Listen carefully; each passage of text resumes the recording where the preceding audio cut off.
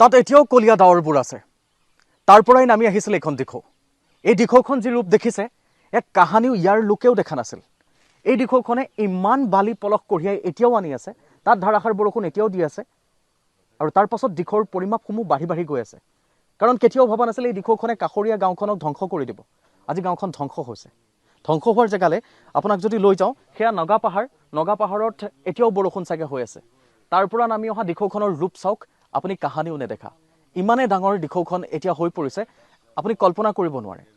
যিয়ে ধ্বংসলীলা চলালে এই সমগ্ৰ নাজিৰাত, শিৱসাগৰত, চৰাইদেউত আৰু বিশেষত নেপালী খুঁটিত। এইবোৰ ঘৰ, যিবোৰ ঘৰত এটা সময়ত ফেনসমূহ আছিল, সিমানখিনিলৈকে এইবাৰ পানী হৈছে। এইবোৰ ঘৰ সম্পূৰ্ণ পানীৰ তলত। এই মুহূৰ্তত আমি দেখুৱালোঁ সেই ঘৰটোৰ সম্পূৰ্ণ উবলি যোৱা দৃশ্য। কোনো কোনো ঠাইত ঘৰটো তাত আছিল, এতিয়া বৰ্তমান নাই, বেলেগ এঘৰত গৈ আছে। ওৰ সামগ্ৰী তত পৰিছে। অভাৱনীয় এই দৃশ্যসমূহে প্ৰতিগৰাকী মানুহৰ মন ব্যথিত স্বাভাৱিকতে কৰিছে। এইটো আপোনালোক ইয়াতে থাকে? আমি ইয়াতে থাকোঁ। এইটোৱে আমাৰ ঘৰ। এইটো ঘৰ আপোনাৰ? হয়। এতিয়া ঘৰৰ মানুহখিনি ক'ত আছে? ঘৰৰ মানুহখিনি এতিয়া আছে বিহিবৰ আমাৰ LP স্কুলত শ্বিফ্ট কৰা হৈছে তাত মানুহখিনিক। দিখৌখন ইমান ডাঙৰ আমি দেখা নাছিলোঁ কেতিয়া? হয়, এইটোতো আমি সৰুৰ পৰা ডাঙৰ হৈ গ'লোঁ। আজি 30 বছৰ হৈছে সৰুৰ পৰা আমি ডাঙৰ হৈ গ'লোঁ। এনেকুৱা দেখা নাই ৰূপ দিখৰ। এইটো প্ৰথমবাৰ আহিছে এনেকুৱা। আপোনালোক সেইখিনি সময়ত ক'ত আছিল? সেইখিনি সময়ত আমি আছিলোঁ গাঁওফালে। পানীটো ইমান হেৰি হোৱা নাছিলে।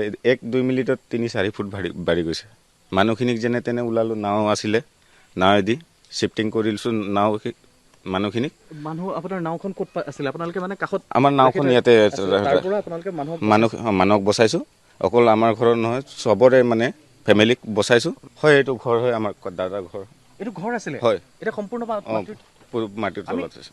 এই মুধচৰ পৰা তললৈকে এইখিনি এবাৰ মানৱে দেখুৱাইছে। এইটো এটা ঘৰ, চাওক ঘৰৰ ইয়াত টিনপাত। এইটো ঘৰ সম্পূৰ্ণৰূপে নাই এতিয়া। আমি তাৰ ওপৰত আছোঁ, পলসে পুতি পেলাইছে এইটো ঘৰ। এইখন যদি দিখৌ হয়, দিখৌৰ পৰা যদি ইমান ওপৰলৈকে আহিছে, তেন্তে আপুনি পানীৰ মাত্ৰাটো এবাৰ ভাবি চাওক। আমি যদি ৱাইডলি দেখুৱাব পাৰোঁ, মানৱ দৰ্শকক যদি এবাৰ দেখুৱাব পৰা যায়, এই দিখৌখন তাৰ তলত আছে। এতিয়াও এইখন দিখৌ বহুত বেছি ডাঙৰ হৈছে। সেই দিখৌখনৰ পানী যদি এইখিনি মুধচলৈকে গৈছে, তেতিয়াহ'লে এইখন মহাসাগৰৰ বুলি নকৈ কি বুলি ক'ব?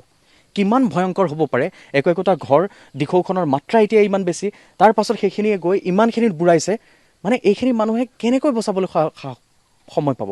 কেনেকৈ বাচি থাকিব এইখিনি মানুহ? অকল্পনীয় সেই দৃশ্য, কল্পনা কৰিব নোৱাৰি। এই মানুহখিনিক আপোনালোকে সহায় কৰি আছে, কৰিয়ে যাওক। আপোনালোকে দেখিছে আৰু কি কি সহায় কৰিব লাগিব, আমি আপোনালোকক দেখুৱাই যাম।